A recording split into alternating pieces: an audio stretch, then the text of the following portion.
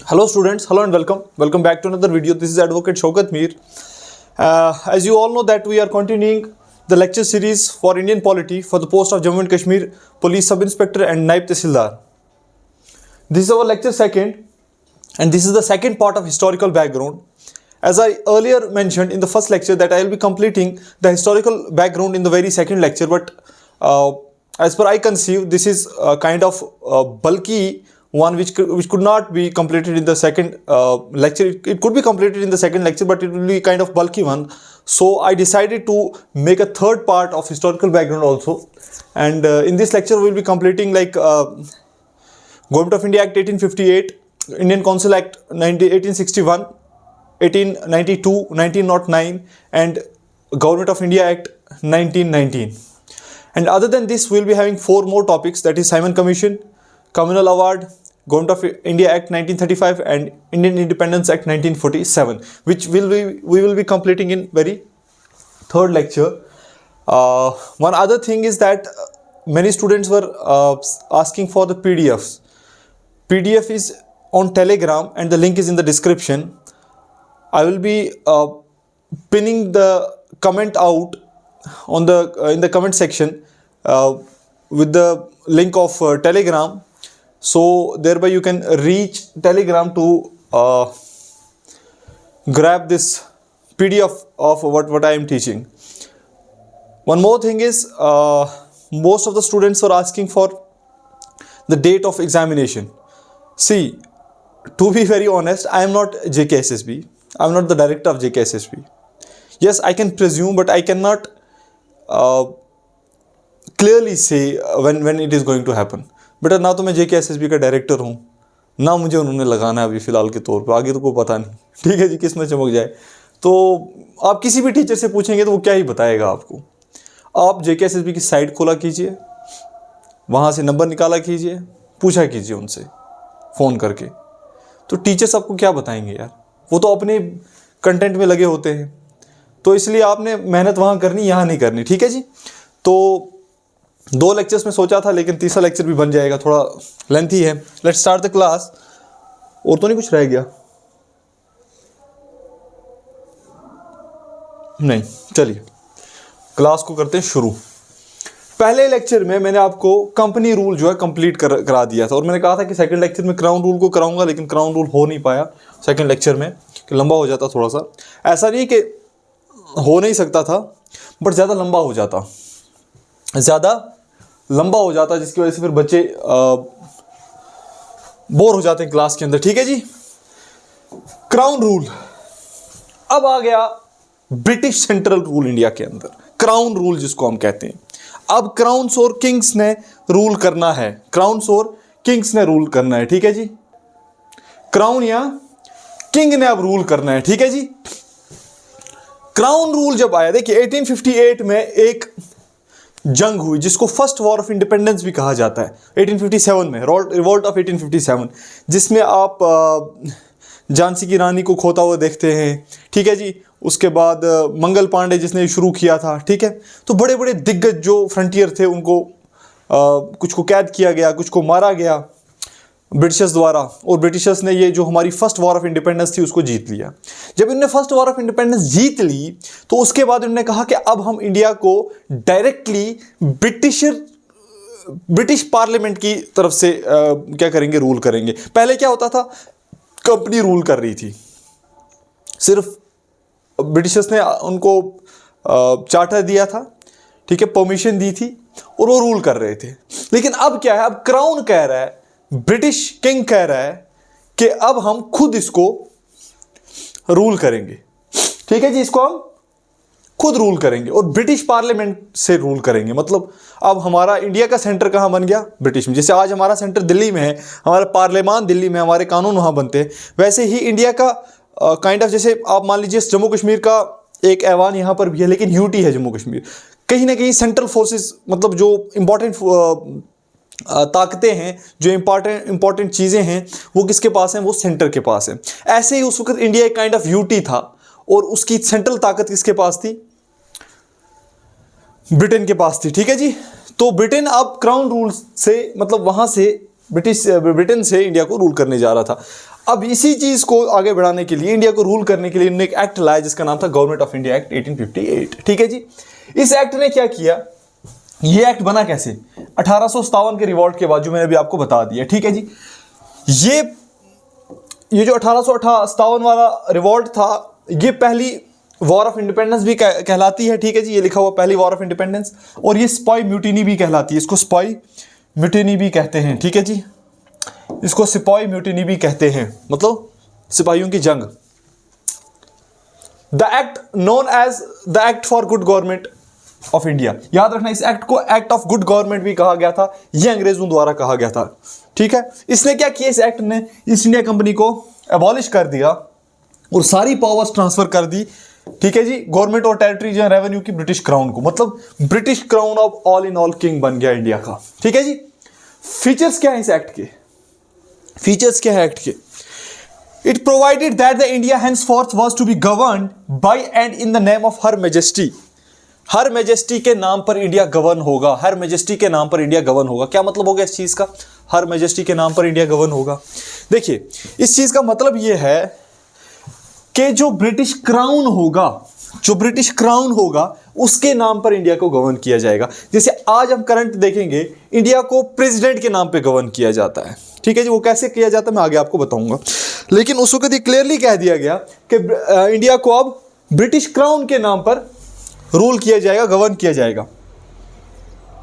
It changed the designation of governor general of India,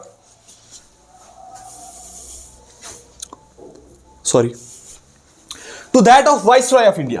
पहले क्या थे, गवर्नर जनरल ऑफ इंडिया, अब क्या बन गए, वाइसरॉय ऑफ इंडिया। याद रखना, यहां से वाइसरॉय रूल शुरू हुआ 1858 के एक्ट से। ठीक है जी। Viceroy was direct representative of British crown in India. Lord Canning thus became the first viceroy. Lord Canning है पहले वाइसरॉय का नाम, लॉर्ड कैनिंग। और ये जो वाइसरॉय था, ये ब्रिटिश क्राउन का डायरेक्ट रिप्रेजेंटेटिव था इंडिया के अंदर, डायरेक्ट रिप्रेजेंटेटिव था इंडिया के अंदर। ठीक है जी। It ended the system of double government. Double government वाला सिस्टम खत्म कर दिया। कौन सा डबल गवर्नमेंट वाला सिस्टम, जो हमने पढ़ा था, बोर्ड ऑफ कंट्रोल और कोर्ट ऑफ डायरेक्टर जब बनाया गया था। ठीक है जी, board of control, court of director जब बनाया गया था, पिट्स इंडिया एक्ट में आपने देखा होगा, बोर्ड ऑफ कंट्रोल बना था, सॉरी कोर्ट ऑफ डायरेक्टर बना था, फिर उसके बाद फिर कोर्ट ऑफ डायरेक्टर भी चार्टर में बनाया गया था। ठीक है जी, सॉरी कोर्ट ऑफ डायरेक्टर तो पहले बना था, बोर्ड ऑफ कंट्रोल बाद में बनाया गया था। ठीक है जी। अब जब board of control court of director बने थे, आपको मैंने बताया था, कुछ को पॉलिटिकल पावर्स दे दी गई थी, कुछ को कमर्शियल चीज़ें देखने के लिए दी गई थी कि आप कमर्शियल सिस्टम को देखिए, कुछ को कहा गया था कि आप पॉलिटिकल सिस्टम को देखिए।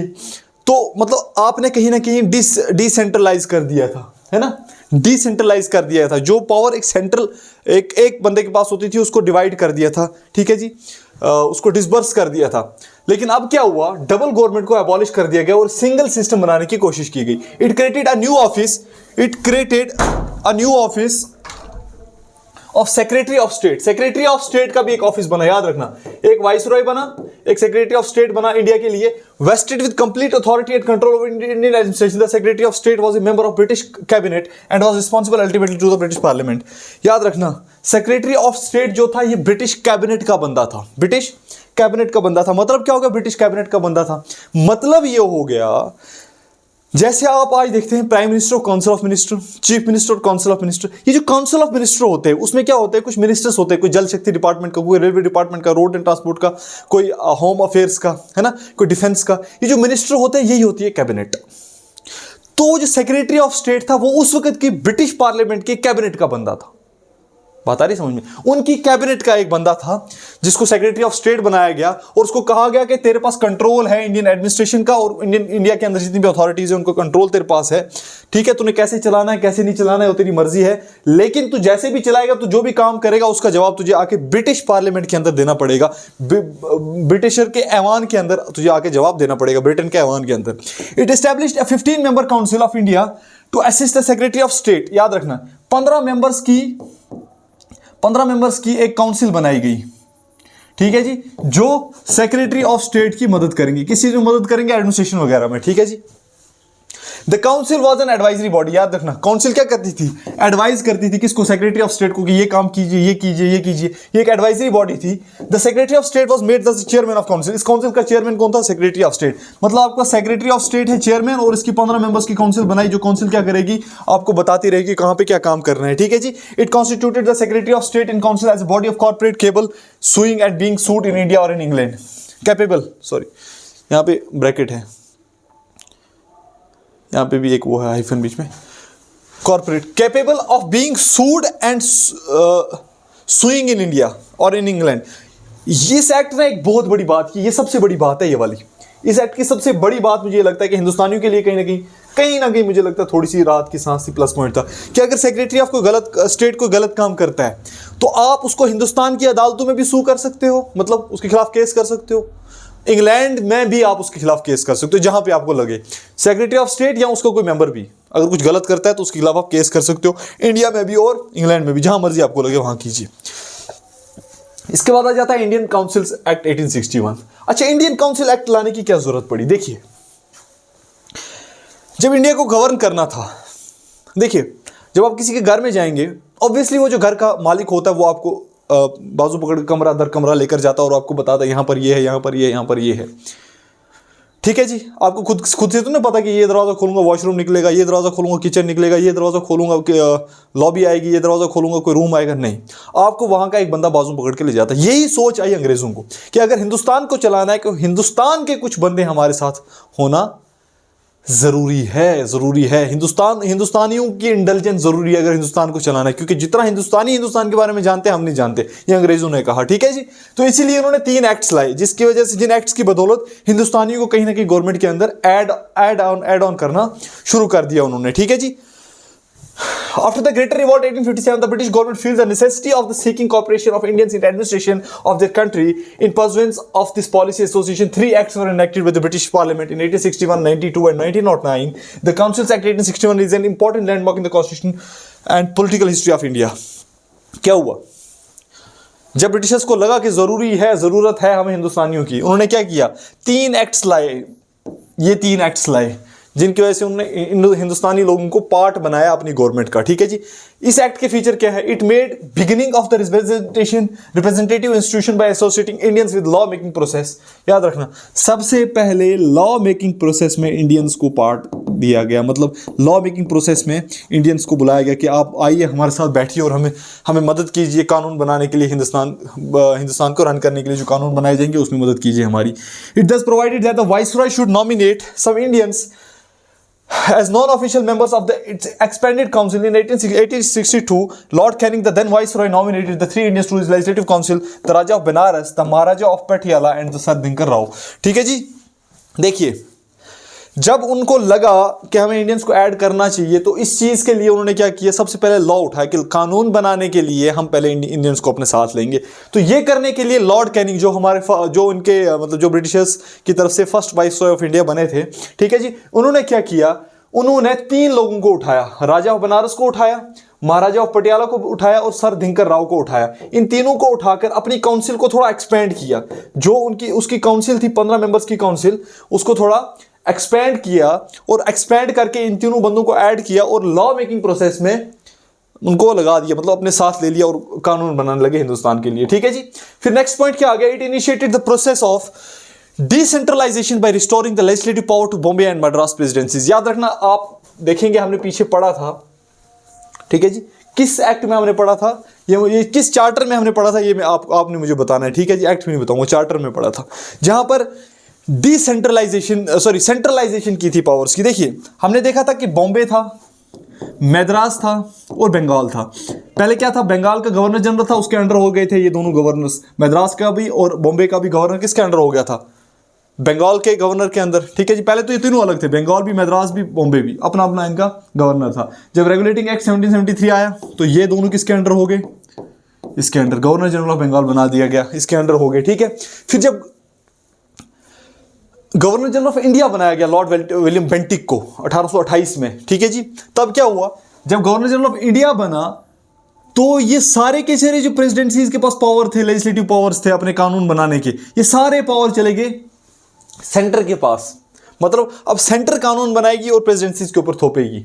ठीक है जी, सेंटर किसके पास चला गया? गवर्नर जनरल ऑफ इंडिया के पास। ठीक है, अब इनकी जो लेजिस्लेटिव पावर्स थी, लेजिस्लेटिव पावर क्या होती है? कानून बनाने की क्षमता। जैसे स्टेट्स के अंदर है, जैसे 5-6 सालों में आपने देखा होगा कि जम्मू कश्मीर में सरकार नहीं थी। ठीक है जी, वो सारी पावर किसके पास चली गई थी? सेंटर के पास। वही कानून बना रहे थे, थोप रहे थे लोगों पे, जो मर्जी कर रहे थे उनको। ठीक है जी, गवर्नर राज था। ठीक है, लेकिन अब सरकार बनी है तो कहीं ना कहीं थोड़ा बहुत राहत मिली है। ठीक है जी, ऐसे ही क्या हुआ, जो बॉम्बे मद्रास ये जो प्रेसिडेंसीज थी, इनसे पावर छीन ली गई थी लगभग, कानून बनाने की, लगभग कि छीन ली गई थी कानून बनाने की पावर। चाहे ब्रिटिश इंडिया में थे, लेकिन कानून बनाने की पावर पहले थी। लेकिन अब जो कानून बनाने की पावर छीन के सेंटर को दे दी गई थी और गवर्नर जनरल ऑफ इंडिया बनाया गया था। लेकिन इस एक्ट ने किया, इंडियन काउंसिल एक्ट ने 1861 ने क्या किया, बॉम्बे और मद्रास प्रेसिडेंसीज को उनकी लेजिस्लेटिव पावर्स दोबारा वापस दे दी और डिसेंट्रलाइजेशन कर दी। पहले सेंट्रलाइजेशन हुई थी, अब डिसेंट्रलाइजेशन हुई थी। मतलब सेंट्रल जो सिस्टम बनाया था उसको तोड़कर वापस से पावर दी गई इनको कि आप कानून बनाइए अपने लिए। It also provided for the establishment of new legislative council for Bengal, north western provinces and Punjab which were established in 1862, 1886 and 1897। याद रखना, इस एक्ट के बदौलत ही बंगाल के लिए नॉर्थ वेस्टर्न प्रोविंस, कौन सा इलाका आता है जी? North western province, NWFP, NWP भी कहते हैं, NWFP भी कहते हैं, नॉर्थ वेस्टर्न फ्रंटियर प्रोविंस ऐसे भी कुछ कहा जाता है, पंजाब के लिए। ठीक है जी, इन तीनों के लिए लेजिस्लेटिव काउंसिल्स बनाई गई। जैसे सेंटर के लिए वाइसरॉय की काउंसिल बनाई गई, ऐसी यहां पर लेजिस्लेटिव काउंसिल्स बनाएगी जो इन प्रेसिडेंसीज के लिए क्या करता? कानून बनाता। ठीक है, कब बनाई गई? बंगाल के लिए 1862 में, 1886 में नॉर्थ वेस्टर्न प्रोविंस के लिए और 1897 में पंजाब के लिए। तो मुझे कमेंट सेक्शन में आपने बताना है कि नॉर्थ वेस्टर्न प्रोविंस आज किस इलाके में पड़ता है, कौन सा इलाका पड़ता है। ठीक है जी, नेक्स्ट आ जाता है, it empowered the viceroy to make rules and orders for more convenient transaction of business in council. It also give recognition to the portfolio system. ये इंपॉर्टेंट चीज है, सवाल पूछा जाता है एग्जाम में कि पोर्टफोलियो सिस्टम किस एक्ट ने इंट्रोड्यूस किया था? 1861 इंडियन काउंसिल एक्ट, याद रखना। ठीक है जी, इसने क्या किया, इस एक्ट ने पोर्टफोलियो सिस्टम को इंट्रोड्यूस किया। पोर्टफोलियो सिस्टम में क्या होता था? देखिए, पोर्टफोलियो सिस्टम में होता यह था कि वाइसरॉय का एक रिप्रेजेंटेटिव होता था। ठीक है जी, जो वाइसरॉय के बिहाफ पे काम करता था। वाइसरॉय के बिहाफ पे काम करता था मतलब मान लीजिए वाइसरॉय ने एक बंदा उठाया, उसको बोला कि तूने जल शक्ति देखनी है, मतलब तूने पानी वाला डिपार्टमेंट देखना है। ठीक है, उसको बोला कि पानी वाले डिपार्टमेंट में तू मेरे बिहाफ पे काम करेगा। ठीक है, अब वो बंदा क्या करेगा कि वाइसरॉय के बिहाफ पर पानी वाले डिपार्टमेंट में वो रूल्स बनाएगा, रेगुलेशन बनाएगा, किराया कैसे इकट्ठा करना, बकाया सारी चीज़ें। ठीक है जी, मतलब उसने सारी पावर्स अपनी दे दी कि आप क्या करो, पानी वाला डिपार्टमेंट मेरी तरफ से देखो। तो उसने किसके काम बिहाफ पर काम किया? उसने वाइसरॉय के बिहाफ पर वहां पर काम किया। इसी को पोर्टफोलियो सिस्टम कहा गया था। ठीक है जी, किसी को कोई एक डिपार्टमेंट दे दिया जाता था, चार्ज दे दिया जाता था, उसमें रूल्स रेगुलेशन भी बनाता था और उसको पूरा रेगुलेट भी करता था, और उसका किया हुआ ऑर्डर फाइनल ऑर्डर माना जाता था।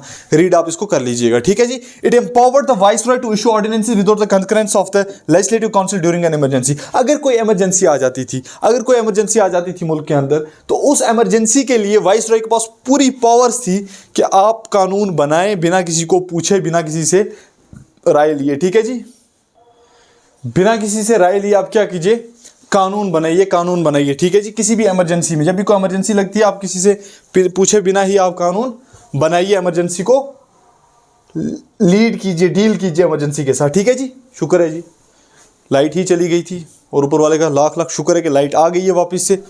मतलब मेरे को वीडियो रोकनी नहीं पड़ी लगभग, क्योंकि इन्वर्टर पे पैनल जो है ज़्यादा बैकअप देता नहीं है इतना। पैनल इन्वर्टर पे इतनी, मतलब इन्वर्टर पैनल के सामने हिम्मत नहीं रखता है, पैनल तो हिम्मत रखता है, इन्वर्टर के सामने, सॉरी पैनल के सामने इन्वर्टर इतनी हिम्मत नहीं रख पाता है। नहीं, नीचे ही रखनी पड़ेगी। एक सेकेंड, सॉरी फॉर इनकन्वीनियंस। क्या करें यार, सब कुछ खुद ही करना पड़ता है ना। चलिए,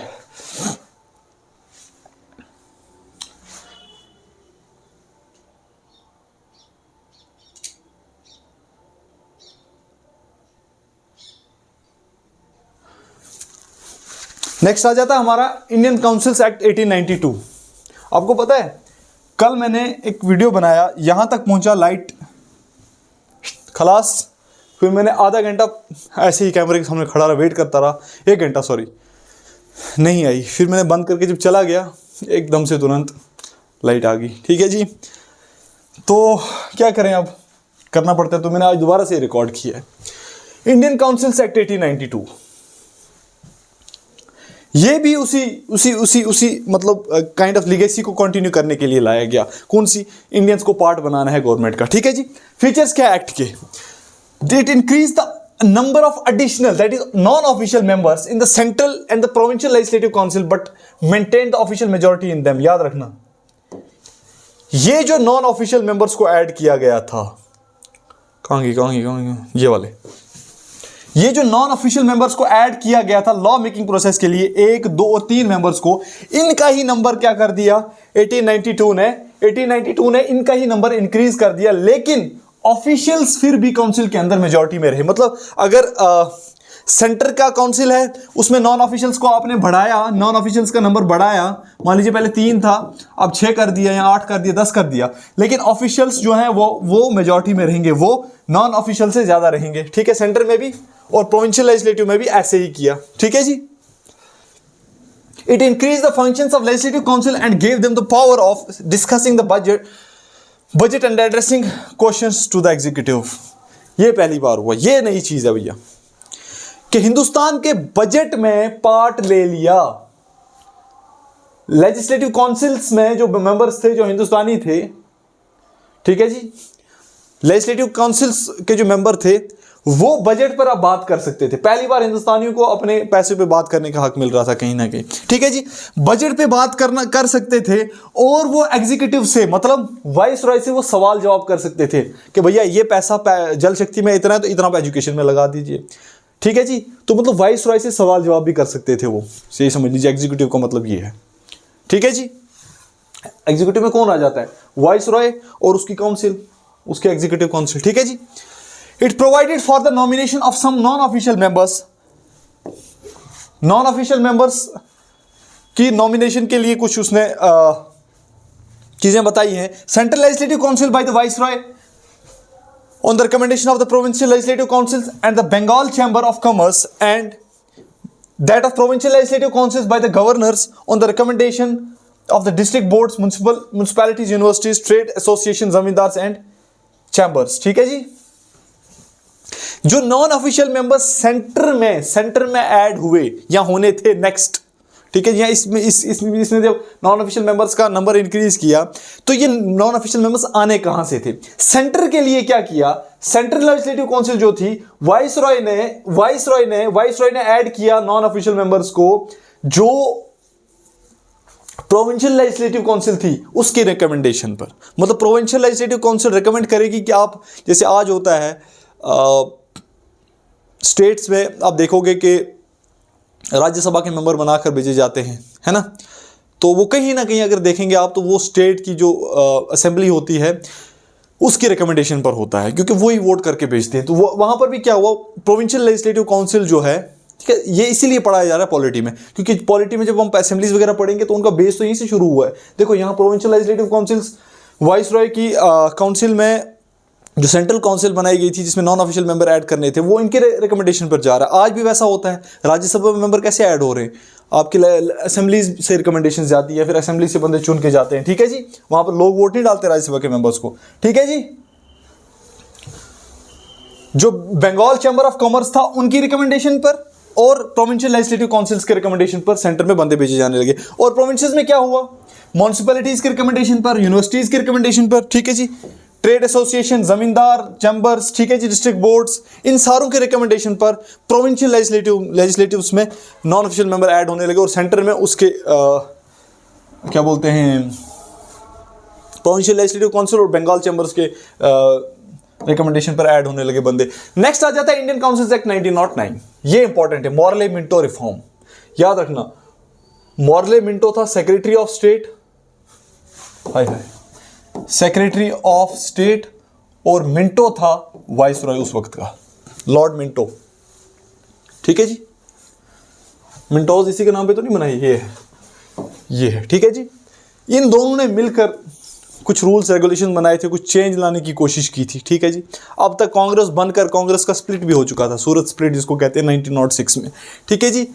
तो 1909 में इंडियन काउंसिल्स एक्ट बना, ठीक है जी। इस एक्ट को हम मॉरले मिंटो रिफॉर्म्स भी कहते हैं, ये इंपॉर्टेंट चीज है। फीचर्स क्या है एक्ट के? It considerably increase the size of legislative council both central and provincial. याद रखना, सेंट्रल लेजिस्लेटिव काउंसिल का साइज और इंक्रीज कर दिया, प्रोविंशियल लेजिस्लेटिव का साइज भी और ज्यादा इंक्रीज कर दिया। पहले हमने देखा था 15 से शुरुआत हुई थी, ठीक है जी, फिर 16 पर पहुंच गई थी शायद से, नहीं, नंबर कंफर्म कर लीजिए, ठीक है जी। तो अब 16 से बढ़ाकर 60 कर दी गई मेंबर्स की। जो सेंट्रल लेजिस्लेटिव काउंसिल थी उसका नंबर जो है 16 से 60 बढ़ाकर कर दिया। और जो मेंबर प्रोविंशियल लेजिस्लेटिव काउंसिल थे वो यूनिफॉर्म नहीं थे, किसी में 15 थे, किसी में 20 थे, किसी में 30 थे, 25 थे, ठीक है जी।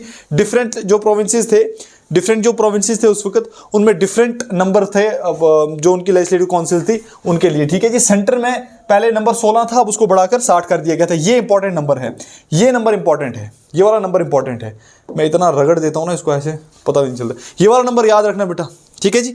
It retained official majority in the central legislative council but allowed the provincial legislative council to have the non official majority. ये इंपॉर्टेंट पॉइंट है। सेंट्रल लेजिस्लेटिव काउंसिल में तो आपकी ऑफिशियल मेजॉरिटी रहेगी, मतलब मेजर मेंबर ऑफिशियल रहेंगे। अगर आपका 60 मेंबर है तो कम से कम 31 मेंबर आपके ऑफिशियल रहेंगे, थे तो इससे ज्यादा, कम से कम 31 आपके ऑफिशियल रहेंगे, बाकी 29 आप नॉन ऑफिशियल रख सकते हैं। लेकिन प्रोविंसेस में क्या हो गया, नॉन ऑफिशियल मेंबर्स के लिए डील दे दी गई कि आप मेजॉरिटी बना सकते हैं, आप मेजॉरिटी में आ सकते हैं। मतलब अगर किसी प्रोविंस में मान लीजिए 30 बंदे हैं तो आप नॉन ऑफिशियल्स को 16 रख सकते हैं और ऑफिशियल्स को 14 पर भी ला सकते हैं, वो आपकी मर्जी है। मतलब प्रोविंसेस के लिए डील दे दी गई, ये इंपॉर्टेंट चीज़ है, इसको ध्यान में रखना है, ठीक है जी। सवाल बन सकता है इस पर। नेक्स्ट आ जाता है, it enlarge the deliberative function of the legislative council at both levels. For example members were allowed to ask supplementary question, move resolution of the budget and so on. यहां पर थोड़ी और डील दे दी गई। पहले क्या था, बजट को discuss कर सकते थे, एग्जीक्यूटिव से बात कर सकते थे, उससे सवाल कर सकते थे बजट पे। लेकिन अब क्या हुआ, अब आपको इतनी ताकत दे दी कि आप रेजोल्यूशंस मूव कर सकते हैं, एप्लीकेशन दे सकते हैं, ठीक है। लगभग आप अब कानूनी दायरे में आने लगे, हिंदुस्तानियों को आप थोड़ा थोड़ा कानूनी हवा देने लगे अंग्रेज, ठीक है जी। आप रेजोल्यूशंस दे सकते हैं और आप बजट पर रेजोल्यूशन डाल सकते हैं, बजट पर सवाल जवाब कर सकते हैं, बजट पर बहस कर सकते हैं, ठीक है जी। दोनों लेवल्स पर, सेंट्रल लेजिस्लेटिव काउंसिल में भी और स्टेट लेजिस्लेटिव काउंसिल पे, बोथ लेवल्स पर आप बहस कर सकते हैं, बजट पर सवाल जवाब भी कर सकते हैं, ठीक है जी।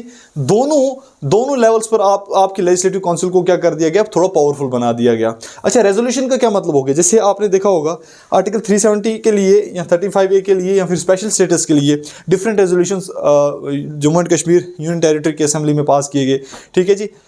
नेशनल कॉन्फ्रेंस की तरफ से स्पेशल स्टेटस को लेकर रेजोल्यूशन पास किया गया। पीडीपी के जो वहीद पर्रा है उन्होंने दिया इसका 370 और 35A के लिए रेजोल्यूशन, जिसको सपोर्ट किया सजाद गनी लोन ने। उसके बाद इंजीनियर रशीद के जो ब्रदर हैं उन्होंने सपोर्ट किया, ठीक है जी। तो बाद में बड़ी फाइटिंग चली, उठा के एमएलएस को बाहर फेंका, ठीक है जी, वो तो खैर बात का मसला है। तो वो रेजोल्यूशन का मतलब क्या होता है कि ये हमारी मांग है, इसको पूरा कीजिए। कानूनी बात तौर पर आपको चिट्ठा लिख कर देते हैं कि भाई, बोलते नहीं सिर्फ मुंह से, जो बहस करते थे पहले वो तो करते थे, लेकिन अब उनके पास पावर आ गई कि वो एप्लीकेशन देते हैं असेंबली को, ऐवान को, रेजोल्यूशन पास करवाते हैं कि भैया ये काम कीजिए, और इसमें लोग साथ में रेजोल्यूशन डालने लगे और पास करवाने लगे ऐवानों में। It provided for the first time for the association of Indians with executive council of the viceroy and governor Satyendra Pal Prasad Sinha became the first Indian to join the viceroy executive council, he was appointed as a law member. याद रखना, ये important point है ये वाला, ठीक है जी। क्यों important है मैं बताता हूं आपको। पहली बार ऐसा हुआ कि वाइसरॉय की जो एग्जीक्यूटिव काउंसिल थी, वाइसरॉय की जो एग्जीक्यूटिव काउंसिल थी या गवर्नर्स की जो एग्जीक्यूटिव काउंसिल थी प्रोविंसेस में, वाइसरॉय की एग्जीक्यूटिव काउंसिल सेंट्रल में और गवर्नर की एग्जीक्यूटिव काउंसिल जो प्रोविंसेस के अंदर थी, इनमें अब इंडियंस को पार्ट मिलने लगा, मतलब इनके मेंबर भी इंडियंस बनने लगे, एग्जीक्यूटिव काउंसिल के मेंबर। सीरियसली, एग्जीक्यूटिव काउंसिल के ऑफिशियल मेंबर्स इंडियन बनने लगे। नॉन ऑफिशियल्स को तो छोड़ दीजिए, ऑफिशियल मेंबर्स इंडियंस को बनाया जाने लगा एग्जीक्यूटिव काउंसिल का, वाइसरॉय की काउंसिल का भी, गवर्नर की काउंसिल का भी, ठीक है जी। वाइसरॉय की एग्जीक्यूटिव काउंसिल में सबसे पहले सत्येंद्र प्रसाद सिन्हा जी को क्या किया गया, लॉ मेंबर बनाकर वाइस रॉय के एग्जीक्यूटिव काउंसिल में ऐड किया गया। ये इंपॉर्टेंट चीज है, इसको याद रखना है, ठीक है जी, एग्जाम्स में पूछा भी जाता है। It introduce a system of communal representation for Muslims bye accepting the concept of separate electorate. इस पे बात करते हैं, ये इंपॉर्टेंट चीज है क्या सेपरेट इलेक्टोरेट? देखिए 1905 में जब इंडियन नेशनल कांग्रेस में मोहम्मद अली जिन्ना भी थे उस वक्त, वगैरह वगैरह सारे लीडर्स थे, तो मोहम्मद अली जिन्ना ने कहा कि मुस्लिम्स को सेपरेट इलेक्टोरेट दो दो। फिर उसमें और भी चीज़ें हुई, 1904-05 में उनने डिमांड की। फिर उसके बाद सूरत में स्प्लिट हो गया, एक्सट्रीमिस्ट अलग हो गए जो कहते थे मार तोड़ के भगाओ अंग्रेज़ों को, ठीक है। लिबरल थे जिसमें गांधी वगैरह भी बाद में ऐड हुए थे, ठीक है, गांधी जी वगैरह। तो उन्होंने कहा था कि हम आंदोलन कर करके हिंदुस्तान को आज़ाद कराएंगे। तो वहाँ से जो एक्सट्रीमिस्ट थे, लाला लाजपत राय थे, ठीक है जी, बिपिन चंद्रपाल थे, उसके बाद तीसरा नाम मुझे भूल गया है, ठीक है जी। तो ये 2-3 लोग थे, एक्सट्रीमिस्ट फ्रंटियर थे, ठीक है जी। एक टाइगर ऑफ बंगाल कहा जाता था, एक को टाइगर ऑफ पंजाब कहा जाता था। लाला लाजपत राय, बिपिन चंद्रपाल,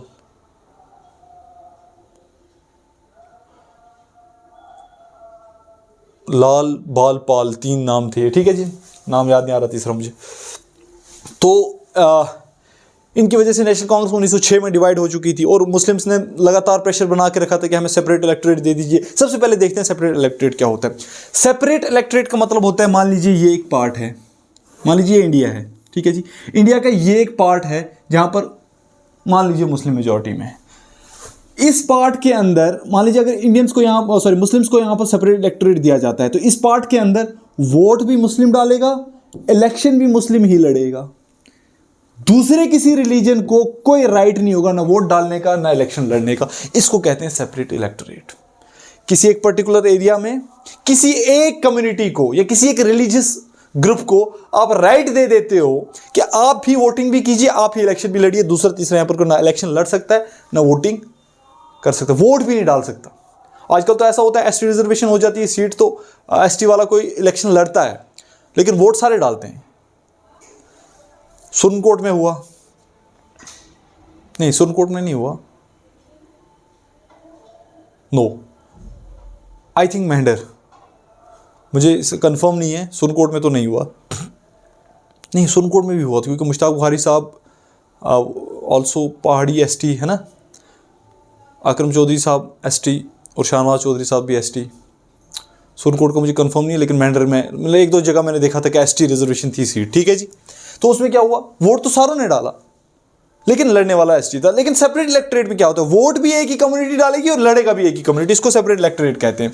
तो मुस्लिम्स ने कहा था कि हमें कम्युनल बेसिस पर, मतलब रिलीजन के बेसिस पर सेपरेट इलेक्टोरेट दे दीजिए। और इस पार्लियामेंट्री रिफॉर्म ने इस चीज को एक्सेप्ट कर लिया। अंडर दिस मतलब कहीं ना कहीं हिंदुस्तानियों को बांट दिया। Under this the Muslim members were to be elected only by the Muslim voters, thus the act legalized communalism and Lord Minto came to be known as the father of communal electorate। याद रखना, Lord Minto को father of communal electorate भी कहा जाता है। यहाँ Morley भी नाम का आ सकता है और मिंटो भी आ सकता है, तो आपको याद रखना है मिंटो है नाम उसका, ठीक है जी। कम्युनल इलेक्टोरेट का लॉर्ड कौन है, सॉरी फादर कौन है, लॉर्ड मिंटो, ठीक है जी। लॉर्ड मिंटो को क्या कर दिया गया, बना दिया गया फादर ऑफ कम्युनल इलेक्टोरेट, मतलब कम्युनल बेसिस पर, रिलीजियस बेसिस पर लोगों को वोटिंग्स में भी बांट देना, ठीक है जी।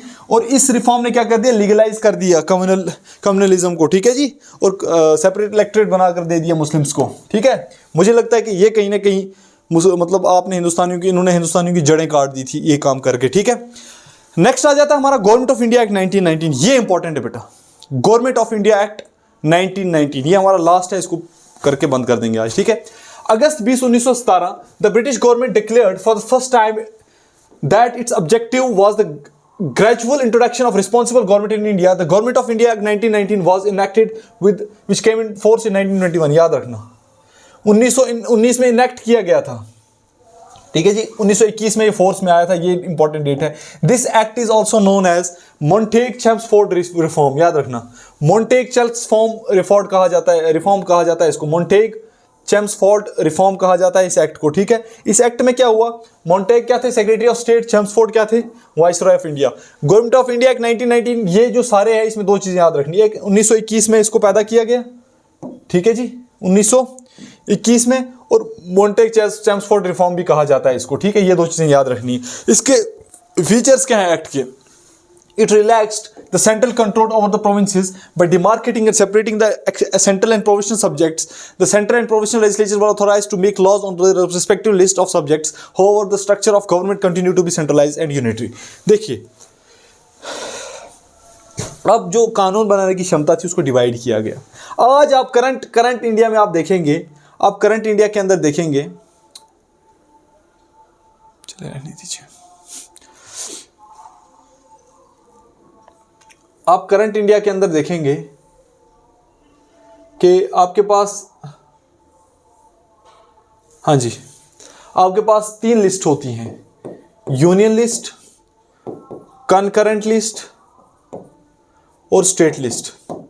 ये क्या है यूनियन लिस्ट, कनकरेंट लिस्ट और स्टेट लिस्ट? देखिए, ये है कानून बनाने की क्षमता। यूनियन लिस्ट में जो चीजें हैं, जो सब्जेक्ट्स हैं, जो मान लीजिए यूनियन लिस्ट में डिफेंस है, डिफेंस एक सब्जेक्ट है, ठीक है जी, उस सब्जेक्ट पे सिर्फ यूनियन कानून बनाएगा। यूनियन कौन है? सेंटर, जो हमारा पार्लियामेंट ऑफ इंडिया है। कंकरेंट लिस्ट ऐसी लिस्ट होती है जिसपे सेंटर भी कानून बना सकता है और स्टेट भी कानून बना सकता है, ठीक है जी। स्टेट लिस्ट ऐसी लिस्ट होती है, ऐसे मतलब उस लिस्ट में ऐसे सब्जेक्ट्स होते हैं, ऐसे पार्ट्स होते हैं, ऐसे टॉपिक्स होते हैं जिसपे सिर्फ स्टेट कानून बना सकता है, ठीक है जी, ठीक है। वैसे ही उस वक्त उन्होंने क्या किया, अंग्रेजों ने क्या किया, अंग्रेजों ने उस वक्त क्या किया कि उन्होंने पावर्स को कहीं ना कहीं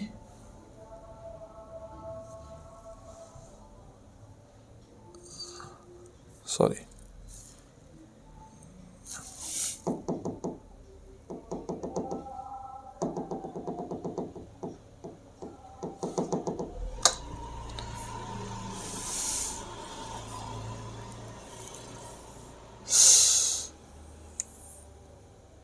मसला है भैया, बाबू भैया, तो मसला है।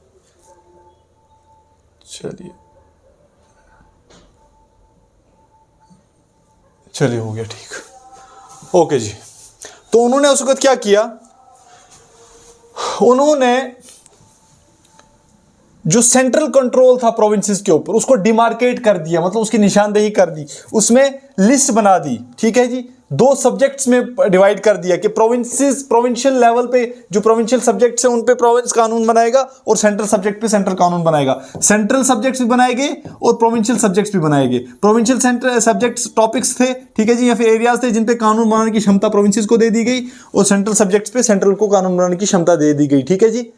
जबकि जो मेजर पावर है, जो मेजर चीज है, वो सेंटर के पास ही रही, मेजॉरिटेरियन पावर सेंटर के पास ही रही, जैसे आज इंडिया में है, ठीक है जी। सेम ये सिस्टम उन्होंने बना दिया, ठीक है। ये कंसेप्ट भी मुझे लगता है वहीं से कहीं ना कहीं ड्रॉ कर दिया गया। मान लीजिए डिफेंस इंपॉर्टेंट है, एक्सटर्नल अफेयर इंपॉर्टेंट है, कम्युनिकेशन इंपॉर्टेंट है, ये सारी चीजें सेंटर के पास रख दी गई और बाकी चीजें प्रोविंसेस को दे दी। जल शक्ति पे कानून बनाई, एजुकेशन पे कानून बनाई, कंकरेंट बना दिया, ठीक है जी। It further divided the provincial subjects into 2 parts, transferred and reserved. याद रखना, प्रोविंशियल सब्जेक्ट्स जो थे, ये वाले सब्जेक्ट्स जो थे, इनको भी 2 पार्ट्स में डिवाइड कर दिया गया। ट्रांसफर्ड, एक का नाम रख दिया ट्रांसफर्ड और दूसरा का नाम रख दिया रिजर्व्ड। अब ये रिजर्व सब्जेक्ट कौन से थे और ट्रांसफर्ड सब्जेक्ट कौन से थे, ये क्यों डिवाइड किए गए, ये इंपॉर्टेंट चीज है, ये देखनी है, ठीक है जी। Transferred subjects were to be administered by the governor with the aid of ministers responsible to the legislative council, ठीक है जी। याद रखना, ट्रांसफर सब्जेक्ट जो थे, ट्रांसफर सब्जेक्ट जो थे, इनको गवर्नर डील कर रहे थे। कौन डील कर रहे थे? गवर्नर। मदद किससे ले रहे थे? मिनिस्टर जो रिस्पॉन्सिबल थे लेजिस्लेटिव काउंसिल के। जैसे मैंने आपको पहले बताया था, कैबिनेट थी, जैसे आज की कैबिनेट है, आज काउंसिल ऑफ मिनिस्टर होता है, वो रिस्पॉन्सिबल होता है पार्लियामेंट को, वैसे ही गवर्नर उस वक्त का था और उसकी एक कैबिनेट हुआ करती थी, काउंसिल ऑफ मिनिस्टर हुआ करती थी, जो गवर्नर को आंसरेबल होते थे, ठीक है जी। तो गवर्नर जो ट्रांसफर सब्जेक्ट्स थे, जो याद रखिए, पहले सब्जेक्ट्स को दो पार्ट में डिवाइड कर दिए गए, सेंट्रल और प्रोविंशियल। सेंट्रल पे सेंटर कानून बनाएगा और प्रोविंशियल सब्जेक्ट्स पे प्रोविंस कानून बनाएगा। फिर प्रोविंशियल सब्जेक्ट्स को भी 2 में डिवाइड कर दिया गया, ट्रांसफर्ड और रिजर्व्ड। ट्रांसफर्ड सब्जेक्ट्स जो थे वो गवर्नर को दे दिए गए कि आप इनको देखिए, और गवर्नर किसकी मदद से इनको चलाने लगे, इन सब्जेक्ट्स के ऊपर कानून बनाने लगे? अपने मिनिस्टर्स की मदद पे। जो रिजर्व सब्जेक्ट्स थे, reserve subjects on the other hand were to be administered by the governor and his executive council. जो रिजर्व सब्जेक्ट्स थे वो उसमें गवर्नर प्लस एग्जीक्यूटिव काउंसिल काम करने लगी, मतलब गवर्नर और उसकी एग्जीक्यूटिव काउंसिल मिलकर उस पर कानून बनाएगी। मतलब ये ज्यादा इंपॉर्टेंट थे रिजर्व्ड। क्यों? इसमें आप मिलिट्री हो सकती है, इसमें डिफेंस वगैरह हो सकता है, ठीक है जी, कम्युनिकेशन, एक्सटर्नल अफेयर, ठीक है जी, जो भी है, ठीक है। तो रिजर्व सब्जेक्ट्स जो थे वो ज़्यादा इंपॉर्टेंट थे, इसीलिए वो गवर्नर को दिए गए और गवर्नर की एग्जीक्यूटिव काउंसिल को दिए गए, ठीक है जी। एग्जीक्यूटिव काउंसिल याद रखना, एग्जीक्यूटिव काउंसिल अलग थी और मिनिस्टर, काउंसिल ऑफ मिनिस्टर अलग थी, याद रखना। काउंसिल ऑफ मिनिस्टर जो थे उसमें थोड़ी लेस इंपॉर्टेंट थी, एग्जीक्यूटिव काउंसिल ज़्यादा इंपॉर्टेंट थी। मान लीजिए प्रेसिडेंट और उसकी मान लीजिए उसकी एक काउंसिल थी, ये समझ लीजिए, वो उसको बोल रहे थे हम एग्जीक्यूटिव काउंसिल प्लस गवर्नर, ठीक है जी। और प्राइम मिनिस्टर और उसकी council for the time being, उसको आप समझ लीजिए गवर्नर प्लस मिनिस्टर्स वगैरह, ठीक है। तो गवर्नर प्लस उसके मिनिस्टर्स जो थे उनको दे दिए गए ट्रांसफर सब्जेक्ट, और गवर्नर प्लस एग्जीक्यूटिव काउंसिल जो थी उसको दे दिए गए रिजर्व सब्जेक्ट, ठीक है जी। Without being responsible to the legislative council, याद रखना ये जो गवर्नर था और उसकी एग्जीक्यूटिव काउंसिल थी, ये किसी को भी रिस्पॉन्सिबल नहीं थे जब इन रिजर्व सब्जेक्ट पे ये कानून बनाते थे। This dual scheme of government was known as dyarchy, इसी को डायरकी कहा जाता था, इसी को डायरकी कहा गया। ये इंपॉर्टेंट टर्म है डायरकी। डायरकी का मतलब क्या होता है? डाई आर्क, ये ग्रीक टर्म से निकली है, डाई आर्क से, which means double rule. Dyarchy का मतलब क्या होता है? डबल रूल, डबल रूल, ये इस वर्ड से निकला है। कभी कभी पूछ भी लिया जाता है कि डायरकी किस वर्ड से, किस ग्रीक वर्ड से निकला है? डाई और आर्के से, मतलब डाई हो गया डबल, आर्के हो गया रूल, ठीक है जी। However this experiment was largely successful, ये एक्सपेरिमेंट कहीं ना कहीं सक्सेसफुल रहा था अंग्रेजों का, ठीक है जी। नेक्स्ट आ जाता है, it introduced for the first time bicameralism and the direct election in the country. Thus the Indian Legislative Council was replaced by a bicameral legislature consisting of upper house and the lower house. The majority of the member of the houses were chosen by the direct election. याद रखना, bicameralism को introduce कर दिया गया। क्या होता है bicameralism? देखिए, बाइकैमरलिज्म का मतलब होता है लोकसभा आज के टाइम में और राज्यसभा, अपर हाउस और लोअर हाउस। अपर हाउस हो गया राज्यसभा, लोअर हाउस हो गया लोकसभा। इसको कहते हैं हाउस ऑफ पीपल, इसको कहते हैं काउंसिल ऑफ स्टेट्स, है ना। हाँ, तो बाइकैमरलिज्म मतलब डबल इंजन सरकार सेंटर में, ठीक है जी। डबल इंजन सेंटर सरकार को इन्होंने क्या किया? इंट्रोड्यूस कर दिया यहां पर, और एक लोकसभा बना दिया, एक सॉरी उस टाइम के हिसाब से कह रहा हूं, लोअर हाउस और अपर हाउस बना दिया, ठीक है जी। It required that the 3 of the 6 members of the Viceroy Executive Council other than the Commander in Chief were to be Indian। ये इंपॉर्टेंट चीज है कि वाइसरॉय की जो एग्जीक्यूटिव काउंसिल के 6 मेंबर्स थे, वाइसरॉय की एग्जीक्यूटिव काउंसिल में 6 मेंबर्स थे, उनमें जो 3 थे, 3 इंडियंस होने चाहिए, उनमें 3 इंडियंस होने चाहिए, लेकिन इन 3 में कमांडर इन चीफ नहीं हो सकता। मतलब आर्मी को उन्होंने अभी भी सेफ रखा अपने पास। कमांडर इन चीफ जो है वो इंडियन नहीं होगा, वो इंडियन नहीं होगा। बाकी लॉ बनाने के लिए आप इंडियन को रख सकते हैं, एजुकेशन के लिए रख सकते हैं, किसी और चीज़ के लिए रख सकते हैं, लेकिन आर्मी का कमांडर इन चीफ जो है इंडियन नहीं बनेगा इन 6 मेंबर्स में से। 6 मेंबर में एक मेंबर कमांडर इन चीफ होता था, एक लॉ को होता था, एक बाकी 4 आप मुझे बताइए कमेंट्स में कौन कौन से होते थे, क्योंकि मुझे भी धुंधला याद नहीं आ रहा है, ठीक है जी। It extended the principle of communal representation by providing separate electorate for 6 Indian Christian, Anglo Indians and Europeans. याद रखना, सेपरेट इलेक्टोरेट को इसने और बढ़ाया, 6 को भी सेपरेट इलेक्टोरेट दे दिया, इंडियन क्रिश्चियंस को भी सेपरेट इलेक्टोरेट दे दिया, एंग्लो इंडियंस को भी सेपरेट इलेक्टोरेट दे दिया, और यूरोपियंस को भी सेपरेट इलेक्टोरेट दे दिया। इंडिया के अंदर इन्होंने, पहले सिर्फ मुस्लिम्स को मिला था। It granted franchise to a limited number of people on the basis of property tax और एजुकेशन लॉ, ठीक है जी। It created a new office of high commissioner of for India in London, transferred to him some of the functions hitherto performed by the secretary of state for Indian. आज तक, Haider to का मतलब हो गया आज तक, ठीक है। आज तक जो कुछ मतलब कुछ फंक्शंस, मतलब मान लीजिए अगर 10 फंक्शंस हैं, 10 में से 4 फंक्शंस ऐसे थे जो आज तक सेक्रेटरी ऑफ स्टेट कर रहा था। अब वो 4 फंक्शंस किसको दे दिए? हाई कमिश्नर फॉर इंडिया जो था उसको दे दिए गए, जो लंदन में बिठाया गया। एक लंदन में बिठाया गया एक कमिश्नर जिसकी पोस्ट बनाई गई as the high commissioner of India in London, ठीक है जी। लंदन के अंदर इंडिया का एक हाई कमिश्नर बनाया गया, जिसके ऊपर इन्होंने वेस्ट कर दी कुछ पावर्स, ठीक है जी, कुछ पावर्स वेस्ट कर दी। और वो क्या करने लगा? सेक्रेटरी ऑफ स्टेट के कुछ काम उसने संभाली, क्योंकि सेक्रेटरी ऑफ स्टेट के ऊपर अब काम का बर्डन ज़्यादा हो गया था, ठीक है। उसकी कुछ काम उसने संभाल लिए। ये जी लास्ट स्लाइड हमारी। It provided for the establishment of public service commission, hence a central public service commission was set up in 1926 for recruiting civil servants. याद रखना, सबसे पहले central public service commission India के अंदर 1926 के अंदर बनाया गया। इसी एक्ट ने कहा कि आप सेंट्रल पब्लिक सर्विस कमीशन बनाइए और सिविल सर्वेंट्स को रिक्रूट कीजिए। सिविल सर्वेंट्स को रिक्रूट करने के लिए एक सेंट्रल पब्लिक सर्विस कमीशन बनाया गया और 1926 के अंदर इसको इस्टेब्लिश कर दिया गया। तो ये क्वेश्चन आता है कि सबसे पहले सेंट्रल पब्लिक सर्विस कमीशन कब सेट किया गया था। यहां से ये कहा जाता है कि सेंट्रल पब्लिक सर्विस कमीशन कब सेट किया गया, तो 1926 के अंदर किया गया था। It separated for the first time provincial budget from the central budget and authorised the provincial legislature to enact their budget. पहले बजट एक ही होता था। बजट मतलब पैसा जितना भी आता था इन टोटल पैसा जो है सारा सेंटर डिसाइड करता था कौन सा पैसा कहाँ लगना है, कितना पैसा किसको देना है, कितना पैसा कहाँ से आना है, क्या करना है, सारी चीज़ें सेंटर डिसाइड करता था। अब क्या हुआ, अब उसको थोड़ा सा उन्होंने क्या किया, अब वो जो पैसे वाला सिस्टम था वो कहीं ना कहीं डिवाइड कर दिया। जो बजट वाला सिस्टम था वो कहीं ना कहीं डिवाइड कर दिया। ठीक है जी, सेंटर का अलग बजट था, सेंटर के लिए अलग अथॉरिटी दे दी सेंटर को बजट बनाने के लिए। ठीक है जी, प्रोविंशियल बजट की अथॉरिटी प्रोविंशियल लेजिस्लेचर्स को दे दी। ठीक है जी, अब प्रोविंस को डिसाइड करेगा कि उनका पैसा कहाँ कहाँ लगेगा। It provided for the appointment of statutory body. 46 minute से बोल रहा हूँ, सर दर्द हो गया तभी ये लफ्ज ऐसे निकल गया, pardon. It provided for the appointment of statutory commission to inquire into and report on its working after 10 years of its coming into force. उसने कहा कि जब ये जो एक्ट जो है जब लागू हुआ, इसके 10 साल के बाद एक कमीशन आएगा जो इस एक्ट की कारकर्दगी का जो ब्लूप्रिंट होगा या फिर इस एक्ट की कारकर्दगी का जो निचोड़ होगा वो हमें बताएगा, ब्रिटिशर्स को बताएगा। ठीक है जी, कि 10 साल में इस एक्ट की वजह से जब हमने इंडिया को चलाया तो कैसा काम किया, मतलब हमारे जो रूलर्स थे वहाँ पर उन्होंने कैसा काम किया, इस एक्ट की वजह से हमें कितनी कामयाबी मिली, कैसे हिंदुस्तान को रूल किया गया। ठीक है जी, तो उसके लिए इसने कहा कि एक स्टैट्यूटरी कमीशन भेजा जाएगा इंडिया के अंदर जो ऑब्जर्व करेगा ये।